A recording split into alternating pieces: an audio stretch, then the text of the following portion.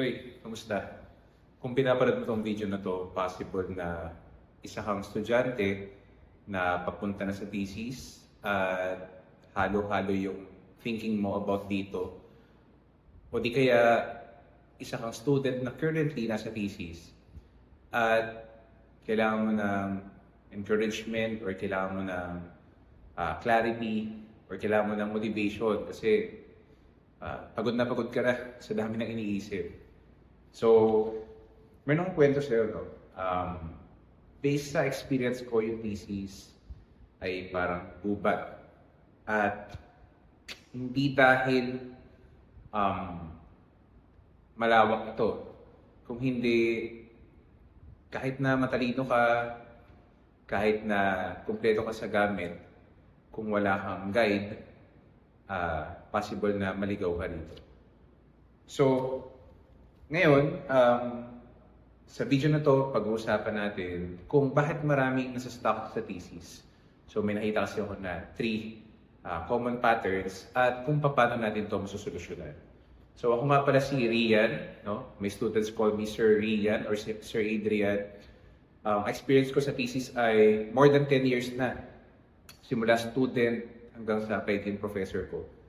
At may nakita akong pattern na paulit-ulit na gusto ko i-share sa inyo ngayon. So, what if mali yung ating thinking sa thesis? What if hindi naman pala ikaw yung problema? What if merong mga rason kung ba't tayo nahihirapan sa thesis? So, number 1 na nakita ko, marami mga estudyante na ang dami nang iniisip. No? Sabay-sabay nilang iniisip yung tungkol sa thesis nila, iniisip nila yung paperworks, iniisip nila yung mga deadlines, ang daming possible na thesis topics, ang daming mga suggestions, ang daming na nakikita sa internet, ang daming pa suggestions din na nakukuha from AI. Diba? So, they're very much overwhelmed sa dami ng kanilang naiisip. And pangalawa, dumarating yung time na since hindi sila makausad ng maayos, no? Kine-question nila yung sarili nila, pupasok na yung self-doubt. And ang nangyayari, mas nawawalan sila ng momentum at kine-question nila yung mismong kapasidad nila para matapos yung task na nakalatag sa harapan nila.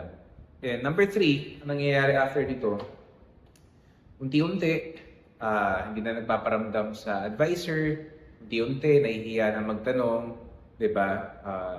Unti-unti, hindi na talaga kumikilos at napaparalyze na yung estudyante dahil sa isolation.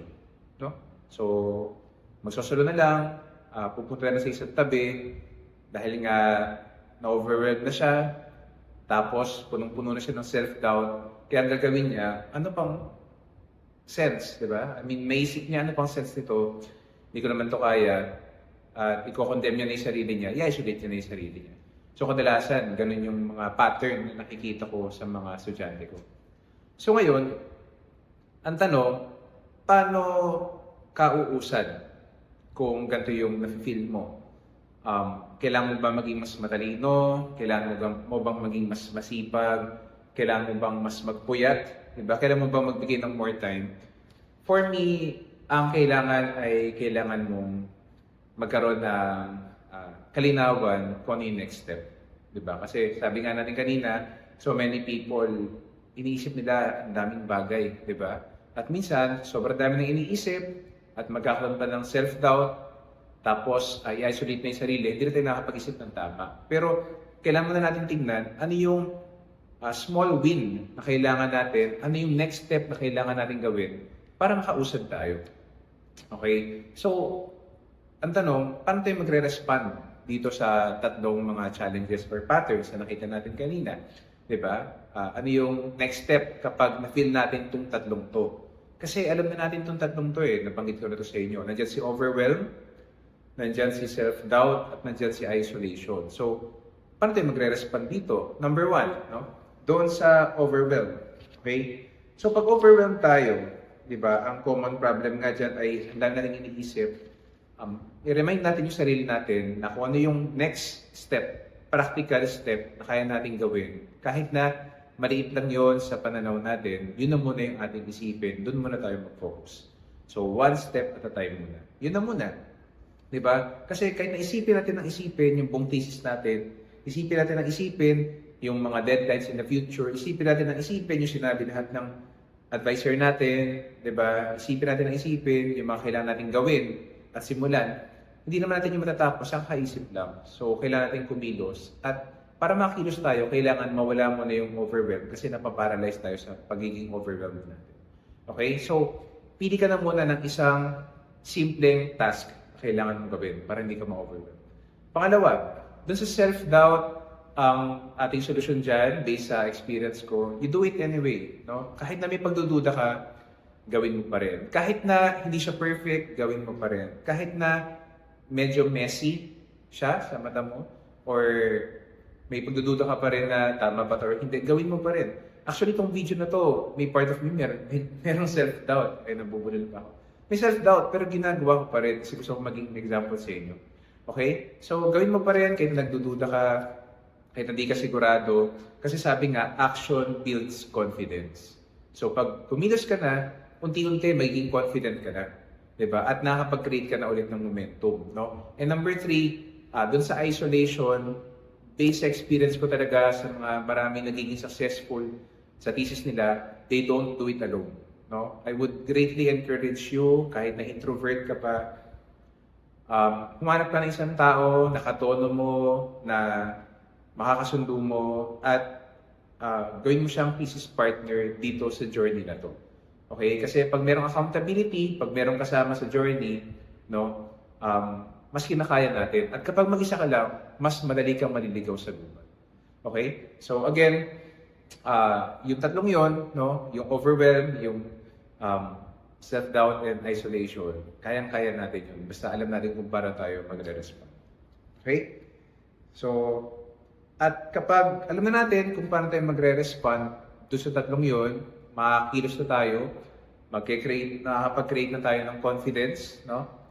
Magkakaroon na tayo ng confidence at makakapag-build na tayo ng momentum. At yung momentum, yan yung napaka-importanting bagay. Diba? Kapag meron tayong momentum, parang kapag nagtutulak ka ng flat na sasakyan na naflatan, diba? Sa una, ang hirap niya itulak. Pero kapag may momentum na, diba? So, mas madali na siya itulak. Same din sa mga ginagawa natin. So, umpisa mahirap. Kapag na-stuck tayo, kapag natigilan tayo due to overwhelm, due to self-doubt and isolation, ang hirap pumusad. Pero kapag nakilos tayo ng konti at dumire-diretso pa tayo, even little steps lang, nakakapag-build na tayo ng momentum natin. Okay?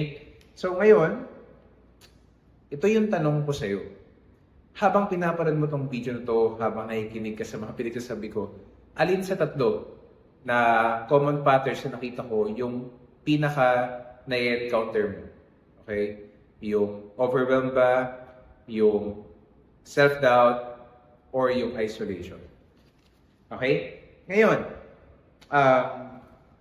kung may isang bagay ako na gustong maalala nyo dito sa short video na to, ay ito, no? Hindi mo kailangan maging magaling, hindi mo kailangan maging matalino, hindi mo kailangan na malaman kagad yung buong journey, lahat ng detalye sa buong thesis journey. Ang importante lang ay alam mo yung next step mo. And actually, yun yung reason kung ba't ginawa ko itong GETS Guided Journey. Kasi sa experience ko, ang daming estudyante talaga na naliligaw, nahihirapan, kailangan ng accountability, kailangan ng support, kailangan ng encouragement, kailangan ng guidance, at kailangan ng tamang mindset. And ito yung way ko para matulungan ka, no? Kahit na hindi kita estudyante, pero this is my way of serving you para makapag-move forward ka.